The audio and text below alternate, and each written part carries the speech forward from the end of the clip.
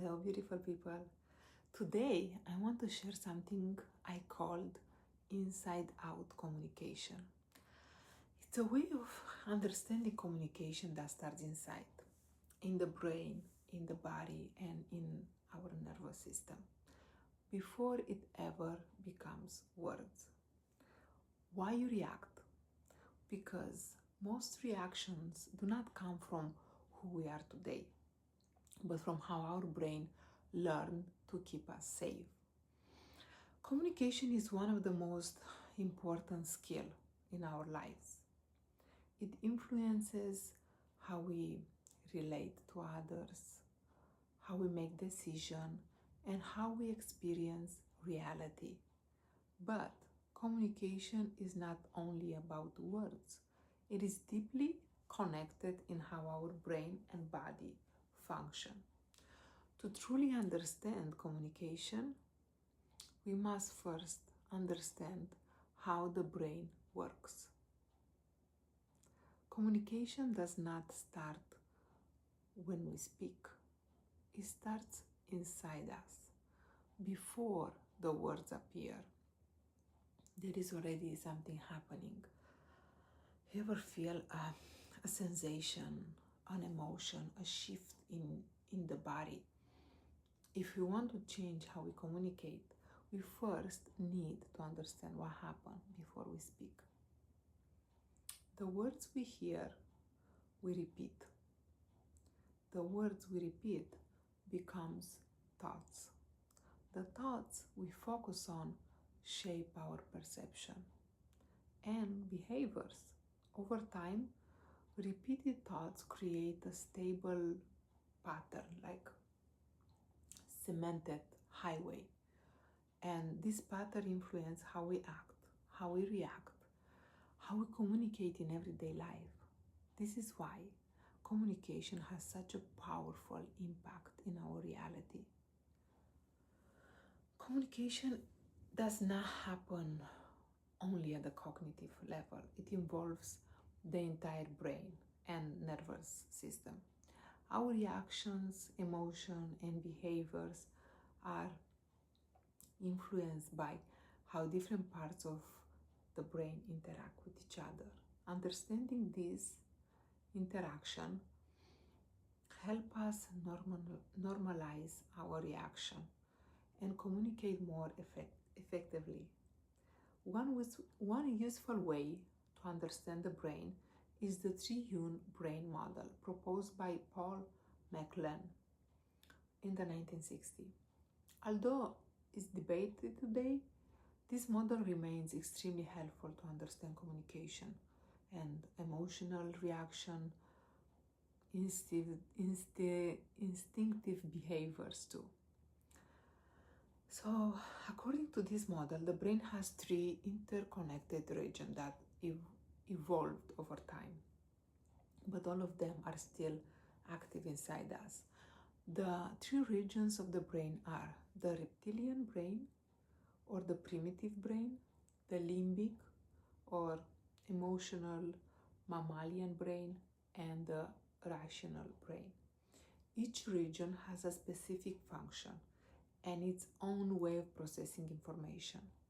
All three influence how we communicate. So let's start with the first one, the survival brain, or the reptilian brain. Is one of the oldest part of the brain. From an evolutionary perspective, it is responsible for survival instincts like reflexes, heart rate, breathing, digestion, reproduction. This part of the brain develops early in the womb and must be mature at birth to ensure survival. The reptilian brain has one main role: survival. It does not aim to make us happy. It does not aim to help us build a perfect relationship. It does not aim to create prosperity or personal growth. Its language is sensation, tension, relaxation, discomfort, safety, the feeling in the body. Here is how the survival brain show up in real life. You receive a message that feels threatening. Your stomach drops, your jaw clenches. You had not even thought yet, but your body reacts before your mind can even explain. That response comes from the survival brain. Another example is if someone raises their voice, immediately you feel defensive, or maybe you shut down, or I don't know, you respond aggressively. This is not the personality trait.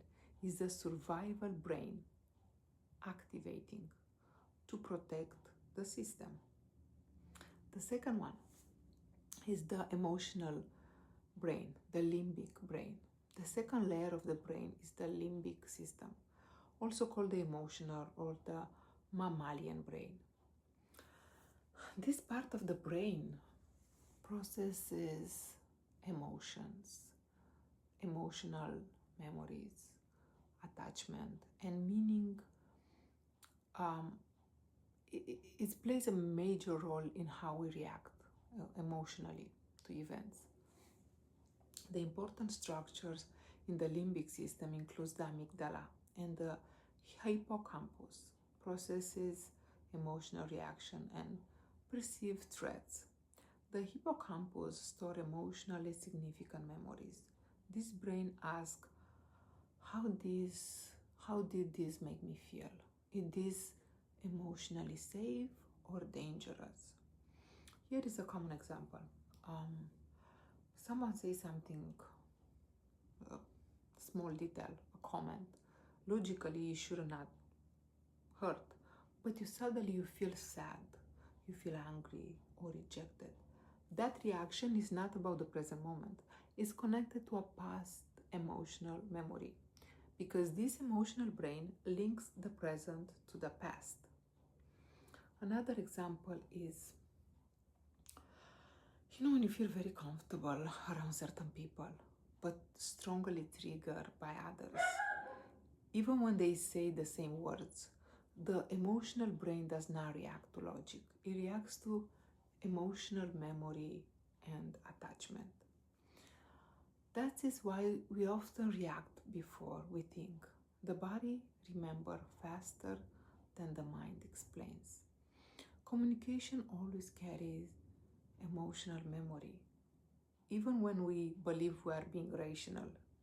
A good example is with the honestly of the fake people. Those people that say, I'm just being honest, or I always say what I think. But that's not always honestly. Very often is an emotional overflow. They are not being authentic. They are being reactive. They cannot sit with what they are feeling. They cannot regulate their emotion. So everything comes out at once, like a vomit.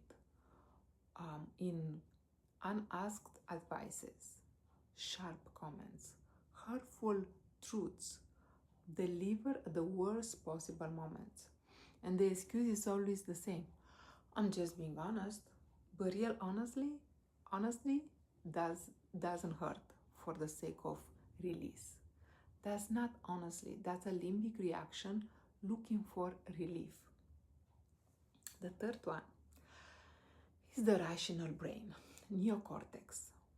The neocortex is the youngest part of the brain in evolutionary terms. It is responsible for rational thinking, planning, language, analysis, and conscious decision making. This is a part of the brain we associate with logic and reasoning. When the neocortex is active, we can pause, we can listen, we can choose our words carefully, we can respond instead of reacting. This is the rational brain operating effectively. However, this part of the brain requires energy.